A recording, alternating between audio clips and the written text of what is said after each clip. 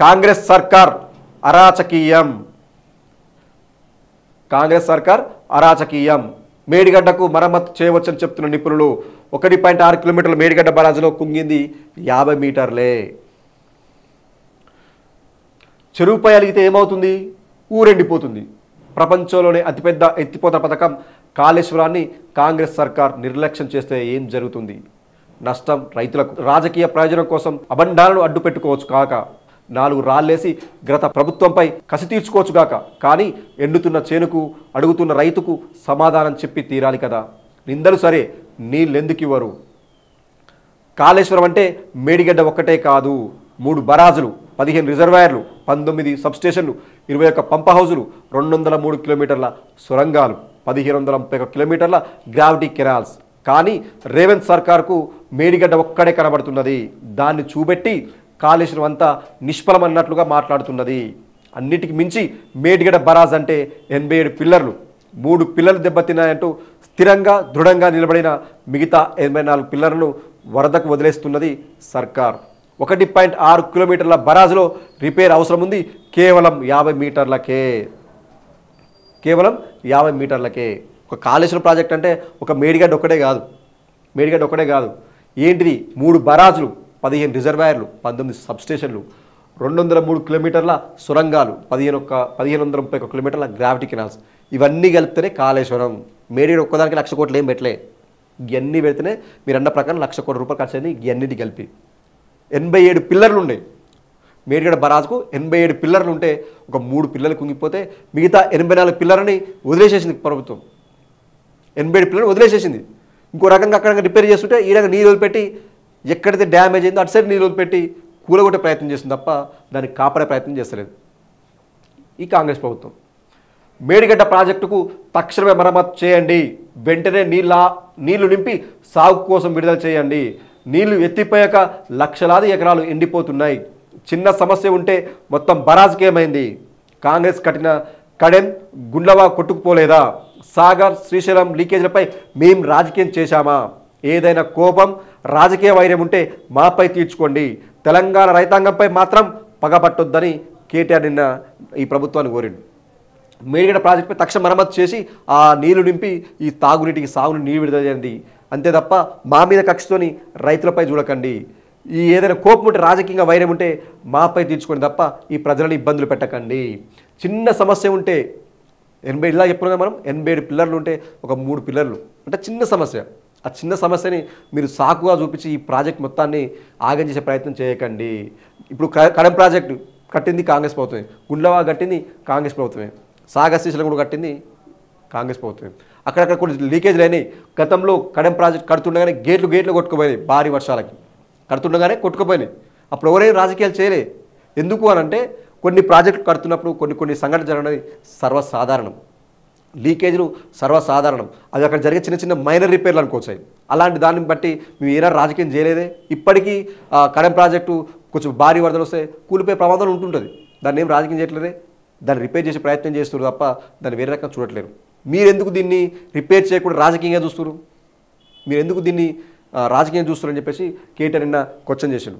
మా మీద కోపం ఉంటే తీర్చుకోండి, మీరు తీర్చుకోండి, కానీ ఇట్లా ప్రజలను ఇబ్బంది పెట్టకని చెప్పేసి నిన్న కేటీఆర్ అక్కడికి వెళ్ళి మీడియాతో మాట్లాడి చెప్పింది. కాళేశ్వరం ప్రాజెక్టుపై కాంగ్రెస్ చిల్లర రాజకీయాలు మానాలి. వర్షాకాలం వచ్చేలోగా మేడిగడ్డ పునరుద్ధరణ చేపట్టాలి. రాజకీయాల తర్వాత ముందు రైతులకు నీళ్ళు ఇవ్వండి. కాంగ్రెస్ సర్కార్ల అవినీతికి ప్రాజెక్టులే కొట్టుకుపోయాయి. జలయజ్ఞాన్ని ధనయజ్ఞంగా మార్చింది కాంగ్రెస్ పాలనే. కేసీఆర్ ఆనవాళ్ళు లేకుండా చేస్తారని రేవంత్ అన్నారు. అందుకే కాళేశ్వరాన్ని దెబ్బతీయాలని చూస్తున్నారు. మేడిగడ్డ యాత్రలో సర్కార్ మెడలు వచ్చాం హరీష్ రావు అన్నాడు. ఈ కాళేశ్వరం ప్రాజెక్టుపై కాంగ్రెస్ మొదటి నుంచి అదే రాజకీయాలు చేస్తుంది. రెండోది ఏంటంటే కేసీఆర్ ఆనవాళ్ళు లేకుండా చేస్తామని చెప్పి రేవంత్ రెడ్డి మొదటే చెప్పిండు.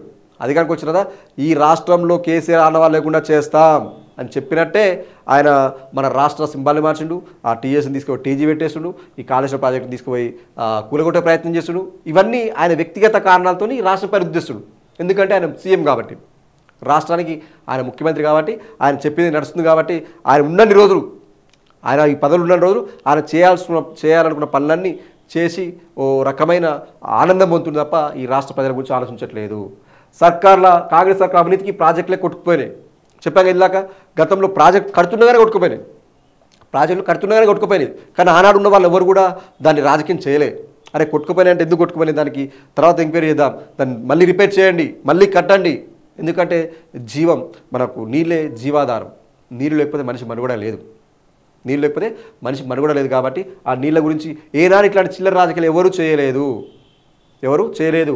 ఇంకోటి మనం వైఎస్ఆర్ ఉన్నప్పుడు జలయజ్ఞం అని చెప్పేసి స్టార్ట్ చేశారు. అప్పట్లో చాలా అవినీతి ఆరోపణలు వచ్చాయి. అది జలయజ్ఞం కాదు, అది ధనయజ్ఞంగా మారింది.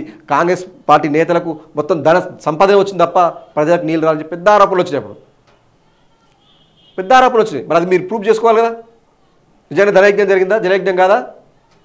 ఈరోజు కాలుష్యం చేసి మీరు చెప్తున్నారు కదా, ఆ రోజు జలయజ్ఞం కాదు ధనయజ్ఞంగా మార్చింది కాంగ్రెస్ పార్టీ.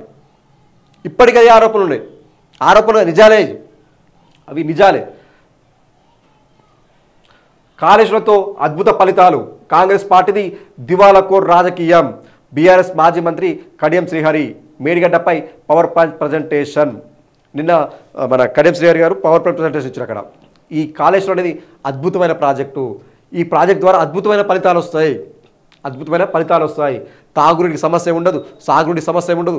నిత్యం పారే ఈ ప్రాణహిత నది కూడా అక్కడ నీళ్ళు ఉంటాయి కాబట్టి నిత్యం ఏ కాలం పోయినా, ఎండాకాలమైనా వానాకాలమైనా చలికాలమైనా అక్కడ నీళ్ళ స్టోరేజ్ కనపడుతుంది.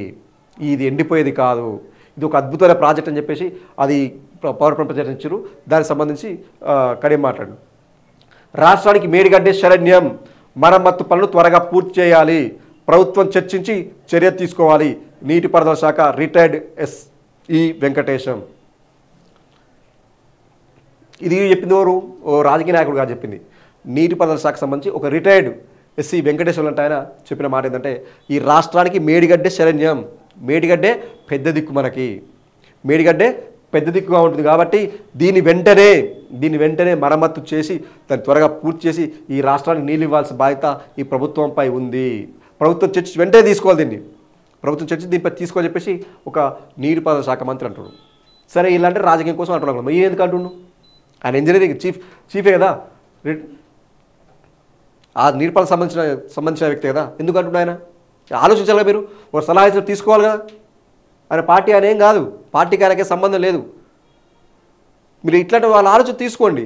ఇప్పుడు ఆయన అడగండి ఎట్లా చేద్దాం, అలాంటి వాళ్ళని పిలిపియండి, ఒక కమిటీ ఏర్పాటు చేయండి, దీన్ని రిపేర్ చేయాలంటే ఏం చేద్దాం, ఎట్లా చేద్దాం, ఎలా ముందుకు వెళ్దాం, దీనివల్ల ఏం సమస్యలు వస్తాయి, దీని ఫ్యూచర్లో రాకుండా ఏం చేద్దాం అని చెప్పి వాళ్ళతో పిలిపించి మాట్లాడండి.